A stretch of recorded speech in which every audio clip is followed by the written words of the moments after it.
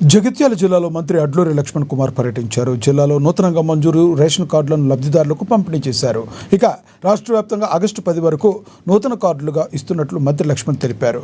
ఇక ఇవాళ జగిత్యాల జిల్లా కేంద్రంలో సుమారుగా 11,415 మంది లబ్ధిదారులకు రేషన్ కార్డులను పంపిణీ చేసినట్లు తెలిపారు.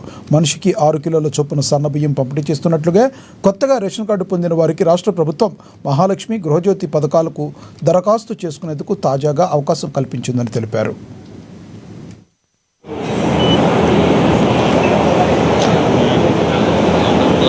అందరికీ విన్నపం, మీకు కేటాయించిన సీట్లలో దయచేసి కూర్చోవలసిందిగా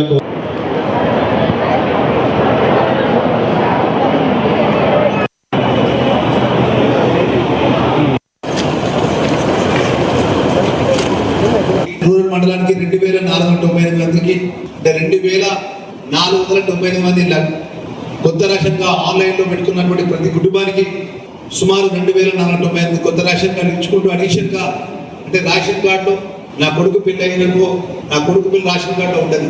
ఆ విధంగా నా కుటుంబ సభ్యులు మెంబర్ అడిషన్గా సుమారు 3,100 అంటే సుమారు దగ్గర 5,600 మందికి లబ్ధిదారులకు కొత్త రేషన్ కార్డు సుమారు 2,000 మందికి కొత్త రేషన్ కార్డు ఇచ్చుకుంటూ అడిషన్గా 3,000 మందికి లబ్ధిదారులు చేకూరుస్తూ ప్రతి కుటుంబానికి మేలు జరిగే విధంగా ఈ రోజు గౌరవ ముఖ్యమంత్రి గారు రేవంత్ రెడ్డి గారు ప్రజాపాలన ఇందిరమ్మ రాజ్యం లోపల గత 2014 నుంచి 18 నుంచి 23 ఉన్నటువంటి ఆ రోజు ఉన్నటువంటి ప్రభుత్వంలో పెద్దలు పేదవాళ్ళకు సంబంధించిన ఎలాంటి సంక్షేమ కార్యక్రమాలు పట్టించుకోలేదు.